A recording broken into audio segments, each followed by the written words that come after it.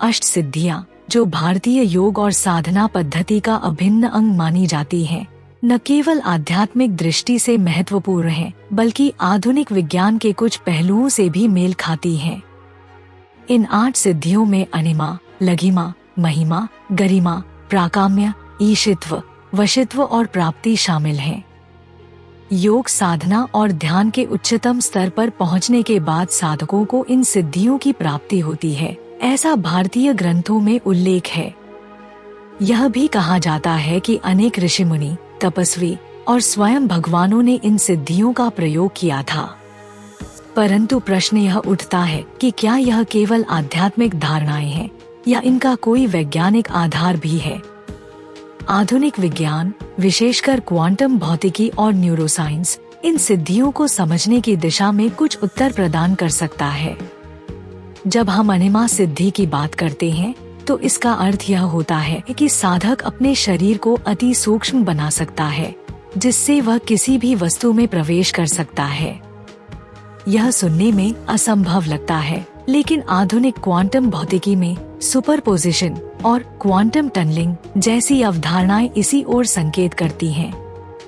यदि एक इलेक्ट्रॉन एक ही समय में कई स्थानों पर हो सकता है, तो क्या यह संभव नहीं कि किसी उन्नत साधना से मनुष्य भी अपने कणों को नियंत्रित कर सके? इसी प्रकार लघिमा सिद्धि वह शक्ति है जिसके द्वारा साधक अपने शरीर को इतना हल्का बना सकता है कि वह हवा में उड़ सकता है या पानी पर चल सकता है। यह गुरुत्वाकर्षण को नियंत्रित करने की क्षमता से जुड़ा हुआ है। आधुनिक वैज्ञानिक भी एंटी ग्रेविटी तकनीक पर शोध कर रहे हैं, जिसमें कुछ विशेष पदार्थों और ऊर्जा के माध्यम से गुरुत्वाकर्षण के प्रभाव को कम किया जा सकता है।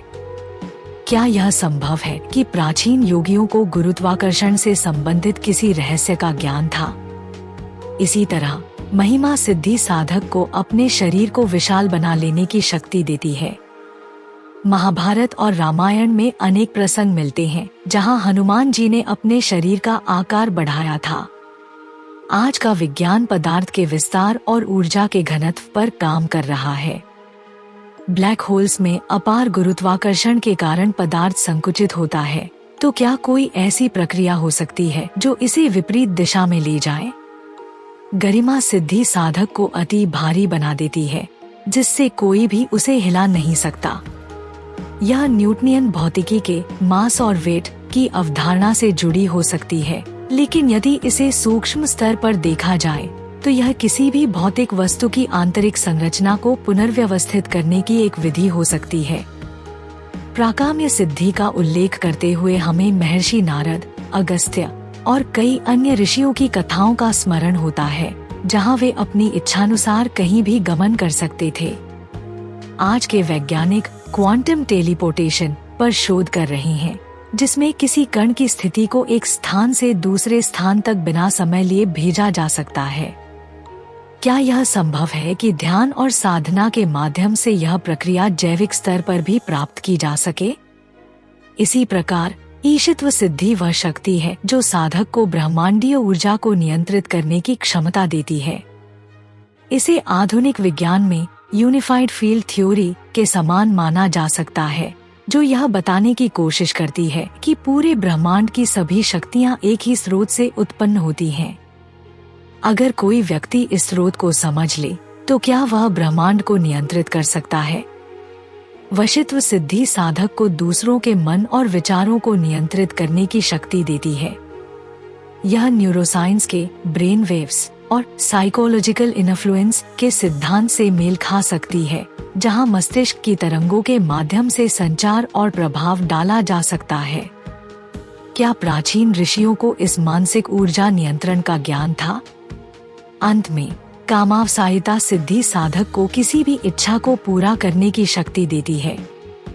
यह हमें क्वांटम ऑब्जर्वर इफेक्ट की ओर संकेत करती है, जिसमें यह सिद्ध हुआ है कि केवल देखने से ही वास्तविकता प्रभावित होती है। जब वैज्ञानिक प्रयोगों में यह देखा गया कि केवल पर्यवेक्षक की उपस्थिति से कणों की गतिविधियां बदल जाती हैं, तो क्या यह संभव नहीं कि अत्यधिक उन्नत मानसिक साधना से व्यक्ति अपनी वास्तविकता को भी बदल सके? इन सभी सिद्धियों के पीछे योग, ध्यान और ऊर्जा नियंत्रण की एक गूढ़ प्रक्रिया छिपी हो सकती है। यह संभव है कि प्राचीन ऋषियों ने इन सिद्धियों को प्राप्त करने के लिए एक विशिष्ट प्रणाली विकसित की थी, जिसे आधुनिक विज्ञान अभी पूरी तरह से समझ नहीं पाया है। अष्ट सिद्धियों को केवल आध्यात्मिक दृष्टि से ही नहीं, बल्कि वैज्ञानिक दृष्टिकोण से भी देखने की आवश्यकता है, क्योंकि यदि ये सिद्धियां केवल कल्पना होती तो भारतीय ग्रंथों में इनका इतना विस्तृत वर्णन क्यों किया जाता। साथ ही कई योगियों द्वारा इन सिद्धियों के अनुभवों का उल्लेख भी मिलता है। क्या यह संभव नहीं कि योग और ध्यान की उच्चतम अवस्था में पहुंचने पर मनुष्य के शरीर और मन की सीमाएं विस्तारित हो जाती हैं? क्या साधना के माध्यम से कोई व्यक्ति भौतिक नियमों को भी चुनौती दे सकता है? आधुनिक विज्ञान अब इस दिशा में शोध कर रहा है और कई वैज्ञानिक यह मानते हैं कि चेतना और ब्रह्मांडीय ऊर्जा के बीच कोई गहरा संबंध हो सकता है।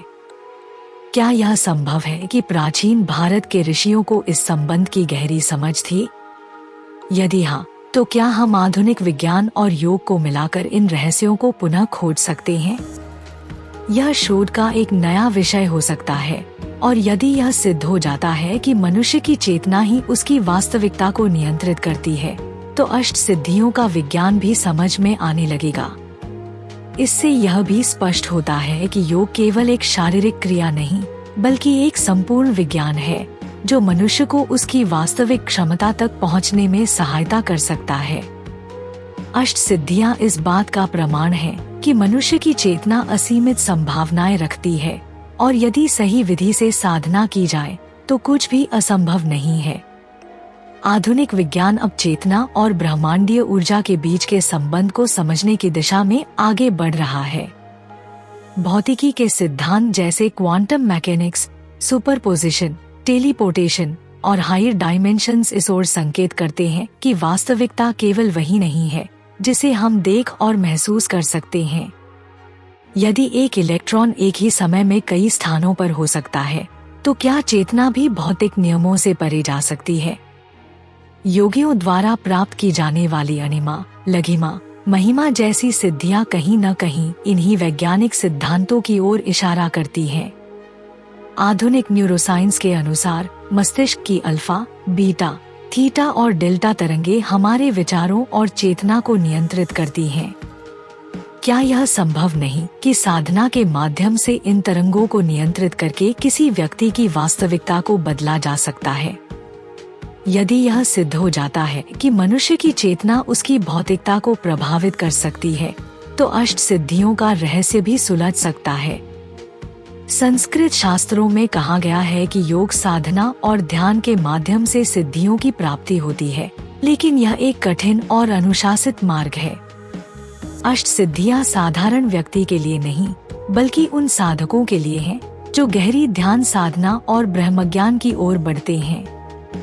परंतु क्या आधुनिक युग में भी कोई व्यक्ति इन सिद्धियों को प्राप्त कर सकता है?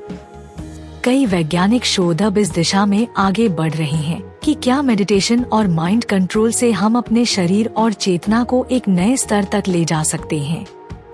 अंततः अष्ट सिद्धियां केवल प्राचीन कथाएं नहीं हैं, बल्कि यह एक गूढ़ विज्ञान का हिस्सा हो सकती हैं, जिसे आधुनिक युग में पुनः खोजने की आवश्यकता है। योग और ध्यान केवल शारीरिक स्वास्थ्य के लिए नहीं, बल्कि हमारे भीतर छिपी अपार संभावनाओं को जागृत करने का साधन है। यदि वैज्ञानिक दृष्टिकोण से इन सिद्धियों का अध्ययन किया जाए, तो हो सकता है कि भविष्य में हम यह समझ पाएं कि इन प्राचीन सिद्धियों का विज्ञान और चेतना से गहरा संबंध है। यह संभव है कि योग और ध्यान के उच्चतम स्तर पर पहुंचकर कोई व्यक्ति गुरुत्वाकर्षण को चुनौती दे सके, अपनी चेतना को कहीं भी भेज सके या पदार्थ की वास्तविकता को बदल सके। यह केवल कल्पना नहीं, बल्कि एक संभावित वास्तविकता है, जिसे आधुनिक विज्ञान धीरे धीरे समझने की कोशिश कर रहा है। मुझे अल्फाटब क्यों पसंद है? अल्फाटब छोटे बच्चों को कम उम्र में ही सनातन मूल्यों, ज्ञान और शब्दावली से परिचित कराने के दिलचस्प तरीके प्रदान करता है। अल्फाटब बच्चों की शिक्षा के लिए एक अनूठी अवधारणा के साथ एक शब्दावली किट भी है। यह स्कूलों में भी एक बेहतरीन किट के रूप में काम कर सकता है। माता पिता अल्फाटब मोबाइल ऐप का उपयोग करके बहुत सारे टब शीट और टब कार्ड बना सकते हैं और अल्फाटब का उपयोग करके मजेदार गेम के माध्यम से अपने बच्चों के साथ जुड़ सकते हैं।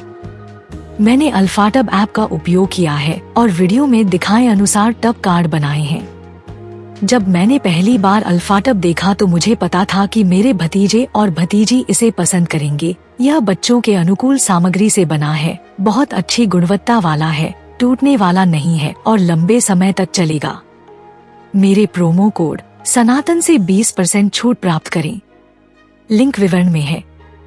यह हमारा सौभाग्य है कि हम अपने सनातन धर्म के ऐसे अद्भुत ज्ञान को फैलाने में सक्षम हैं। हम चाहते हैं कि आप अधिक से अधिक लोगों तक पहुंचने में आपकी मदद करें ताकि वे हमारे धर्म के बारे में जान सकें। हमारा आपसे अनुरोध है कि हमारे वीडियो को अधिक से अधिक लोगों तक साझा करें। कृपया हमारे अन्य वीडियो देखें। सनातन इतिहास के अधिक वीडियो के लिए सनातन संसार आई की सदस्यता लें।